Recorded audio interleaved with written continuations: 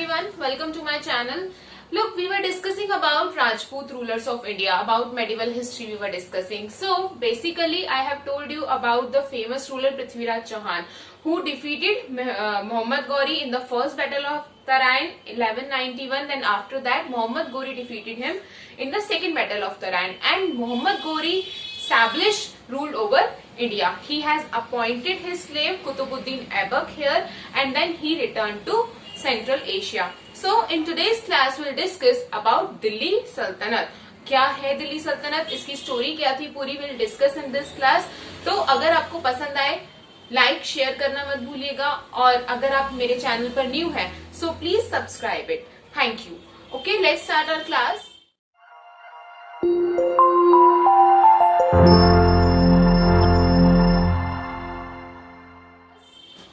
So basically our today's topic is Delhi Sultanate. The time period was 1206 to 1526. इसका time period कब से कब तक था? 1206 से 1526 का. देखो उस टाइम पर दिल्ली जो थी वो कैपिटल थी इंडिया की, और बहुत इंपॉर्टेंट सेंटर थी ट्रेड एंड कॉमर्स पर्पस के लिए, और पावरफुल थी. So everybody wants to capture it and everybody wants to establish rule over here.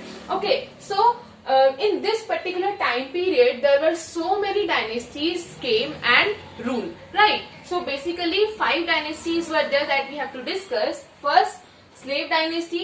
Second, Khalji dynasty. Third, Tughlaq dynasty.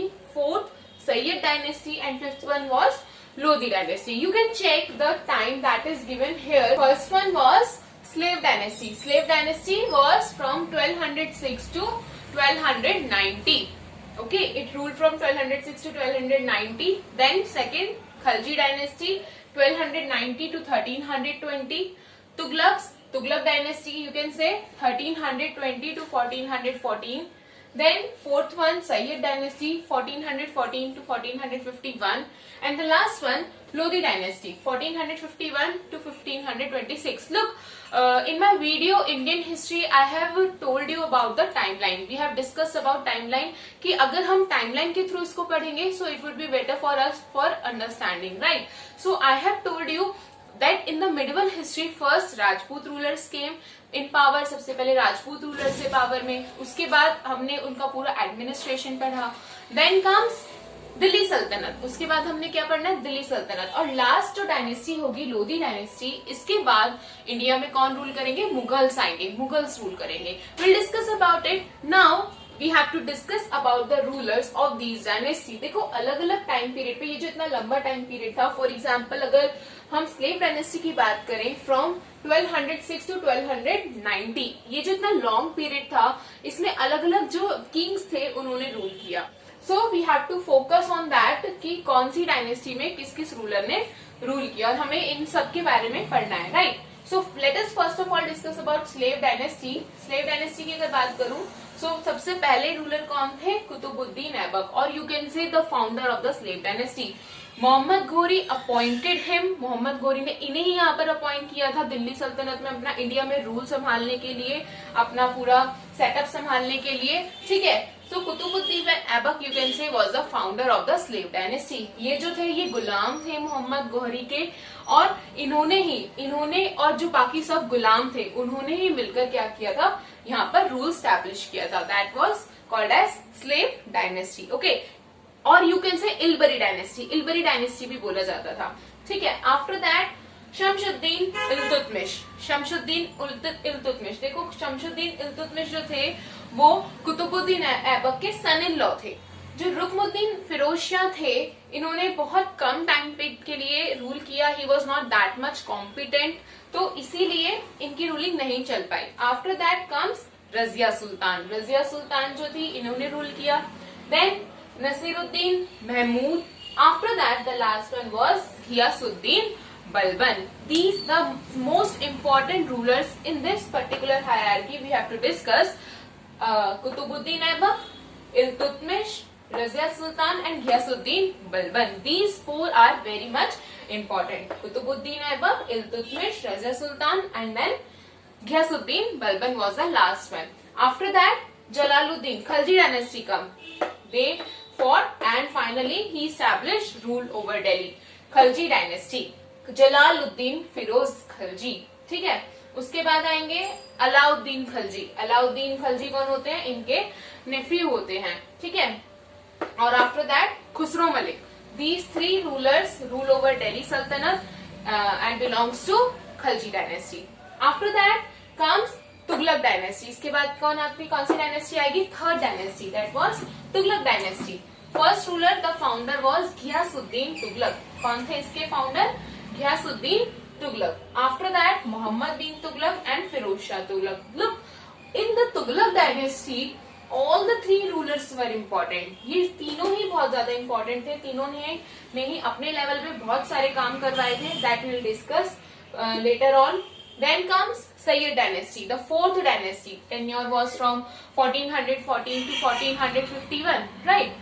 Khizr Khan Sayyid, Mubarak Shah Sayyid, Mahmud Mohammad Shah Sayyid, and the last one Alauddin Alam Shah Sayyid. These are the four rulers who ruled over Sayyid dynasty, right? Who ruled over Delhi and belongs to Sayyid dynasty, right? The last dynasty was Lodi dynasty. और Lodhi dynasty के founder कौन थे? बहलोल लोधी। देखो जैसे हमने अभी discuss किया, Tughlaq dynasty के ये तीनों रूलर बहुत इंपॉर्टेंट थे। Likewise in Lodhi dynasty also all the three rulers, Bahlol Lodhi, Sikandar Lodhi and Ibrahim Lodhi, these three all were very much important. They were very strong. They have created a very good administration. इन्होंने बहुत अच्छा administration setup किया था। जितनी भी policies थी वो भी बहुत अच्छी थी, ठीक है। Sikandar Lodhi very important king at that time of Delhi सल्तनत। सो basically these are the rulers of 5 different dynasties that we have to discuss about in the Delhi Sultanate, right? Okay, let's start our first dynasty, slave dynasty, 1206 to 1290, or you can say Ilbari dynasty. Ilbari dynasty. Okay, the first ruler we have to discuss Kutubuddin Aibak, the founder of the slave dynasty. He ruled from 1206 to 1210. इन्होंने 4 साल तक rule किया and he was a very kind-hearted ruler. He was an independent ruler. He was called as लाभ बख्श. इनको लाभ बख्श क्यों बोला जाता था? क्योंकि ये चैरिटी में बहुत ज्यादा लाखों रुपए दे देते थे, इसीलिए इनको लाभ बख्श बोला जाता था। एंड ही हैज बिल्ट 2 मॉस्क्यूज, 2 मॉस्क्यूज बनवाए थे इन्होंने, एक दिल्ली में और एक अजमेर में। दिल्ली में बनवाया था क्वत उल इस्लाम और अजमेर में बनवाया था 2.5 Din ka Jhonpra, right. These are the names of 2 mosque, one at Delhi and another one at Ajmer, right. Then he also started the construction of Qutub Minar. Qutub Minar की कंस्ट्रक्शन स्टार्ट करवाई थी।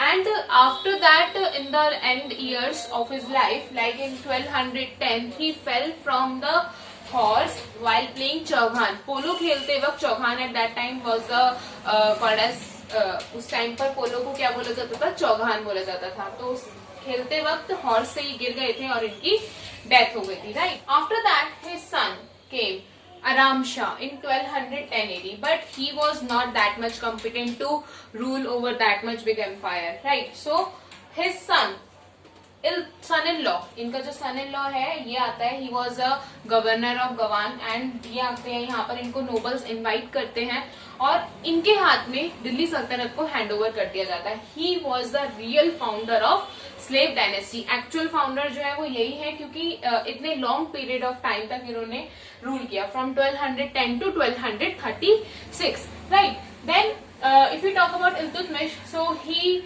basically fought so many wars. इन्होंने बहुत ज्यादा स्ट्रगल किया यहाँ पर दिल्ली में, बहुत सारे इनके अगेंस्ट में रिबेलियंस हुए, उन सबको कंट्रोल किया।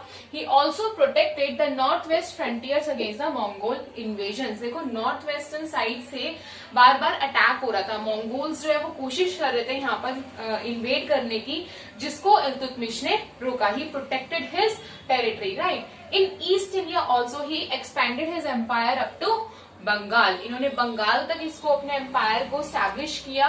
After that he has completed the construction of Qutubuddin Aibak. Look, Qutub Minar. I have told you ना, Qutubuddin Aibak started the construction of Qutub Minar, so he completed it, the construction of Qutub Minar, right? After that, he has made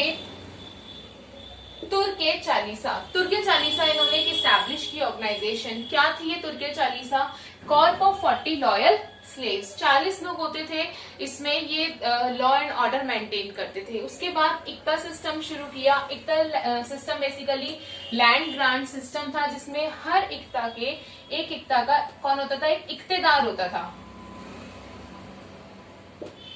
ये क्या करता था? सारा land revenue collect करता था, और इस लैंड रेवेन्यू को कलेक्ट करने के बाद, जितने एक्सपेंसेस करने के बाद और अपनी सैलरी को रखने के बाद जितनी भी इनकम होती थी वो सेंट्रल गवर्नमेंट तक ट्रांसफर करता था। ठीक है, इक्ता सिस्टम किसने डेवलप किया था?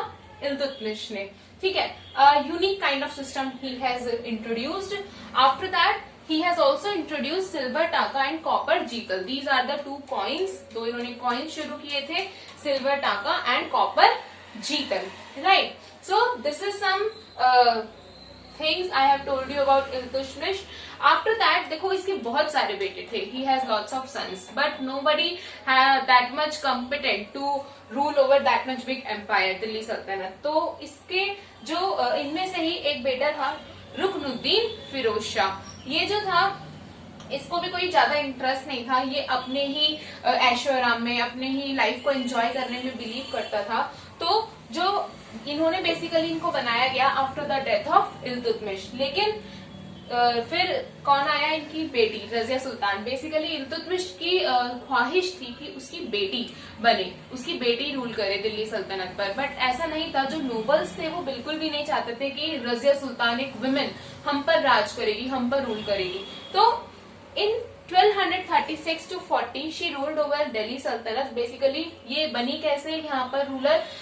इसने हेल्प ली लोगों की. जो लोग थे वो बहुत ज्यादा सपोर्ट में थे. जो इल्तुतमिश के फॉलोअर्स थे वो बहुत ज्यादा सपोर्ट करते थे रजिया सुल्तान को. वो चाहते थे कि जो उनके रूलर चाहते थे, इल्तुतमिश की जो इच्छा थी, ख्वाहिश थी, उसको पूरा किया जाए. तो रजिया सुल्तान को रूलर बनाया जाता है 1236 से 1240. बहुत कम टाइम पीरियड तक इसने रूल किया, क्योंकि एक तो विमेन थी, बहुत ज्यादा कॉन्स्पिरेसी से इसके खिलाफ. नोबल्स बिल्कुल नहीं चाहते थे कि ये रूल करे.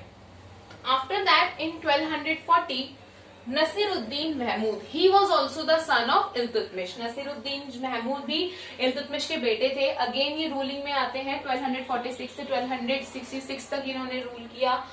ये भी वो बात नहीं थी जो हम बात करें इल्तुतमिश और कुतुबुद्दीन ऐबक की थी. The competency to he is not that much competent to rule over that much big empire. इतना इनको नॉलेज भी नहीं थी. So after that the most powerful ruler who came, Ghiyasuddin Balban. Ghiyasuddin Balban कौन थे? He was the noble in the empire of Iltutmish. Iltutmish के empire में Nobel थे और बहुत पावरफुल भी थे. इन्होंने बहुत सारे रिबेलियंस लड़े, बहुत सारे अटैक्स को फेस किया. जो मंगोल इन्वेजन यहाँ पर हुआ था इल्तुतमिश के टाइम पर, वो इनके टाइम पर भी हुआ, और इन्होंने उसको सक्सेसफुली प्रोटेक्ट किया, उससे बचाया दिल्ली सल्तनत को. He has started the system of सजदा एंड पैबोज. सजदा एंड पैबोज का सिस्टम भी शुरू किया, जिसका मतलब होता है कि कोई भी जो रूलर की रिस्पेक्ट करता है उसको जमीन को टच करके, झुक कर और जमीन को टच करके एक तरीके से क्या करना होगा? सजदा करना होगा, झुककर रिस्पेक्ट देनी होगी अपने रूलर को. ठीक है. He has ruled from 1266 to 1290. Likewise, successors of Ghiyasuddin Balban was not that much competent to rule over here. So, इसके बाद कौन आ जाएंगे? खलजीज आ जाएंगे. They captured the Delhi Sultanate and start ruling over here. Right? The second dynasty that ruled over Delhi Sultanate was Khalji dynasty. It ruled from 1290 to 1320. Basically for 3 decades. We can say decades means a period of 10 years. 10 years का period होता है जिसको हम क्या बोलते हैं? Decade बोलते हैं. So approximately for 30 years they have ruled over Delhi Sultanate. Okay, the founder was Jalaluddin Firoz Shah Khilji. Jalaluddin Firoz Khilji. Okay, he ruled from 1290 to 96. He was a weak ruler. इतना powerful ruler नहीं था. He adopted very lenient policy toward Mongols. जैसे अभी आपको मैंने इल्तुतमिश और घियासुद्दीन बलबन के बारे में बताया था. They protected the territories, but he adopted very lenient policy toward Mongols, and he also married one of his daughter to Mongols, that is basically Ulugh Khan. Ulugh Khan कौन था? मंगोल्स का लीडर था, उससे अपनी बेटी की शादी तक करा दी थी इसने, ठीक है। देन इतने ज्यादा कॉम्पिटेंसी नहीं थी, तो इसका जो नेफ्यू था दैट इज अलाउद्दीन खिलजी, और you can say his original name was Ali Gurshasp. इसका रियल नेम क्या था? अली गुरशफ, अलाउद्दीन खिलजी का। तो ये एक्वायर कर लेता है, कैप्चर कर लेता है, ये इसको मार देता है जलालुद्दीन को, और पूरी टेरिटरी को कैप्चर कर लेता है, ठीक है। And he ruled from 1296 to 1316. He was the most powerful and ambitious ruler. He wants to establish his empire all over India. Okay, so he has adopted so many policies. He attacked over so many places, and he also won it. Right. Then we have to learn about the expansion of the empire, of the Khalji Empire. Right.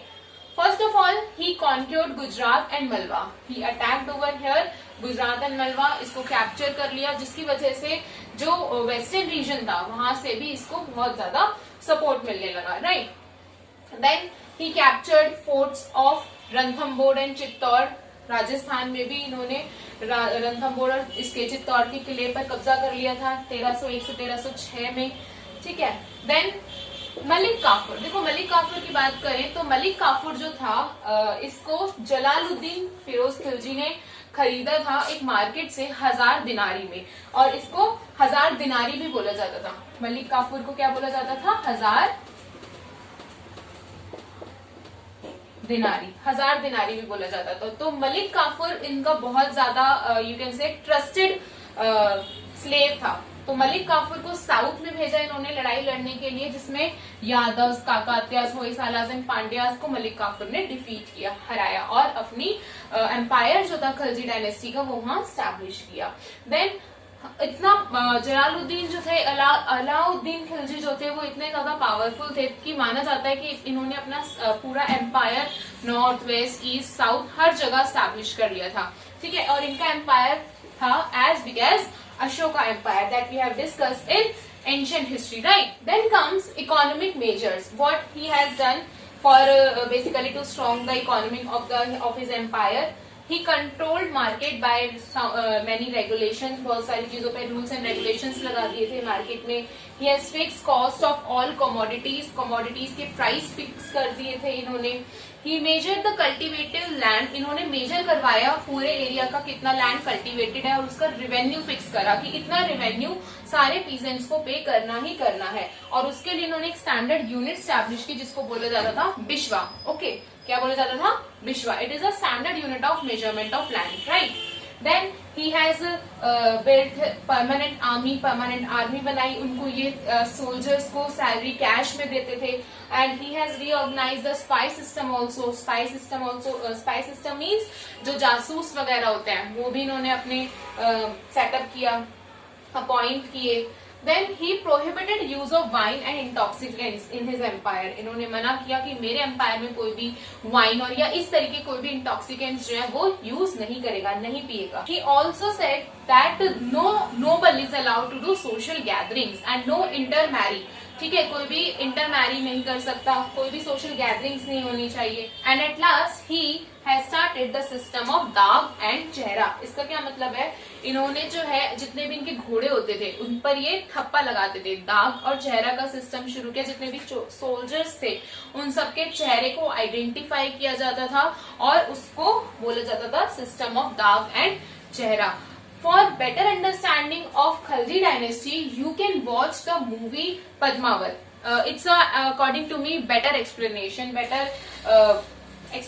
of this particular dynasty. Padmavat movie you can watch. उसमें पूरा आप देखेंगे किस तरीके से जो अलाउद्दीन खिलजी है उनका रूल था, the way he ruled, how much powerful leader he was, right? So this is all about our second dynasty, Khalji dynasty. After this we'll continue third dynasty, that is Tughlaq dynasty, in part 2.